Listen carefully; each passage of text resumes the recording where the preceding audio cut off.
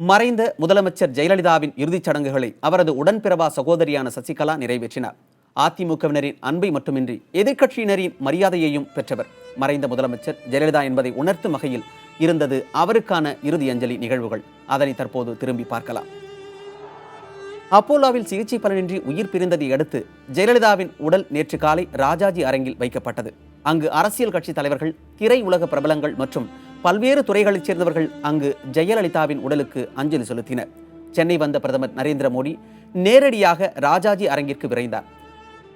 அங்கு அவரை சந்தித்த முதலமைச்சர் பன்னீர்செல்வத்தை கட்டித் தழுவி கண்ணீரை துடைத்து ஆறுதல் தெரிவித்தார். அடுத்து அவர் சசிகலாவின் உச்சந்தலையில் தொட்டு உருக்கமாக ஆறுதல் கூறினார். தொடர்ந்து சசிகலாவின் கணவர் நடராஜனுக்கும் அவர் ஆறுதல் கூறினார்.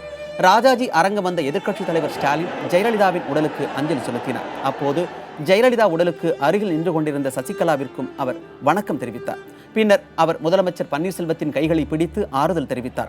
காங்கிரஸ் கட்சியின் குஷ்புவும் திமுக எம்பி கனிமொழியும் ஒரே நேரத்தில் ஜெயலலிதாவின் உடலுக்கு அஞ்சலி செலுத்தினர்.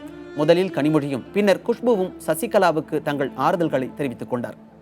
அவர்கள் கீழே இறங்கும் போது தேமுதிக தலைவர் விஜயகாந்த் மற்றும் அவரது மனைவி பிரேமலதாவையும் சந்தித்தனர். அப்போது அவர்கள் ஓரிரு வார்த்தைகளை பரிமாறிக்கொண்டனர். பின்னர் விஜயகாந்தும் பிரேமலதாவும் ஜெயலலிதா உடலுக்கு அஞ்சலி செலுத்தியதுடன் சசிகலாவுக்கும் ஆறுதல் தெரிவித்தனர். காங்கிரஸ் கட்சியின் துணைத் தலைவர் ராகுல் காந்தியும் ஜெயலலிதா உடலுக்கு அஞ்சலி செலுத்தினார்.